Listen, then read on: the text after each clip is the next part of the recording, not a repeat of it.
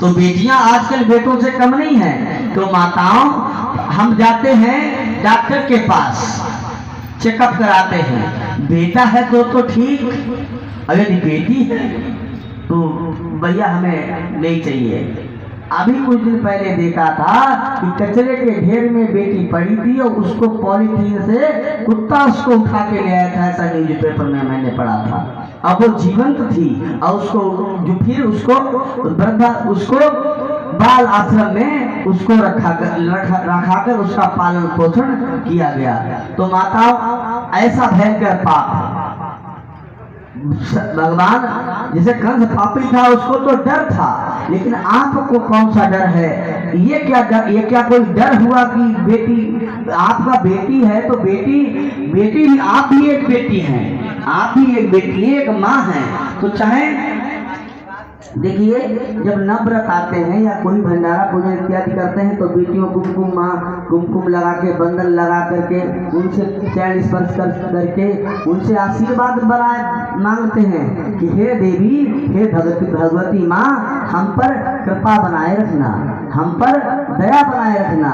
जब हमारा ऐसा विचार और वही पाप जब आप करते हैं तो उसी को पाप करते हैं। अच्छा, वो बेटी का उसको कसूर क्या है उसका? वो कहती है, ऐ माँ मुझको तू इतना बता, मुझसे हुई क्या, मुझको तू इतना बता,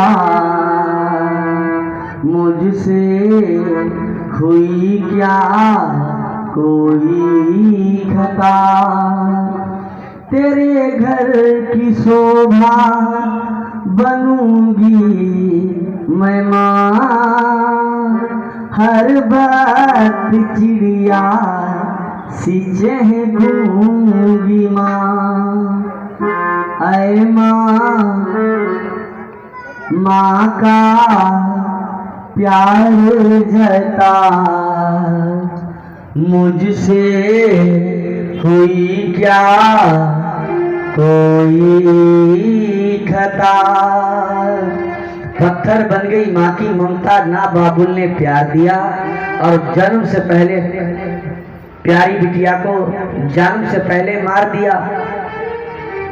तो माताओं, और भगवान से जब पत्थर बन गई माँ की ममता, ना बाबुल ने प्यार दिया और बेकसूर प्यारी बिटिया को जन्म से पहले मार दिया।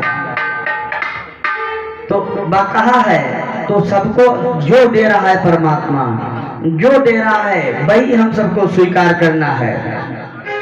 आज दक्ष जी को कोई परेशानी नहीं है, मेरे यहाँ बेटी का जन्म हुआ है, मेरे यहाँ बिटिया का जन्म, मेरे यहाँ साक्षात लक्ष्मी आई है, लक्ष्मी आई है। भगवान तो कहा, एक दिन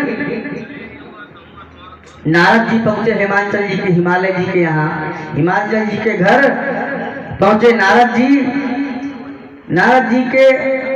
पहुंचे हैं तो नारद जी का पांव पखारा है।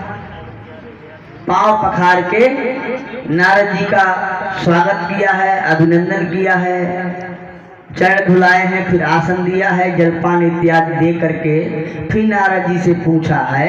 तब तक उनकी माँ मैना रानी ने पूछा नारद जी से कि मेरे यहाँ बिटिया का जन्म हुआ है, उस बिटिया के हस्तरेखा देखकर बताइए। नारद जी, आप तो हस्तरेखा के अच्छे ज्ञानी हैं, देव ऋषि हैं, देवी देवताओं के ऋषि मुनि हैं, नारायण का हस्त जाप करते रहते हैं, मेरी बिटिया का जन्म हस्तरेखा देखकर बताइए, इसका कैसे इसका जीवन है, इसमें अवगुण क्या क्या है, इसमें अवगुण क्या क्या है, और इसका घर कैसा होगा, इसका वर कैसा होगा। यदि बेटी का जन्म हो जाए तो माता पिता को सबसे पहले उसके विवाह की चिंता, कि इनका विवाह कहाँ होगा, कैसे विवाह की चिंता हो जाती है।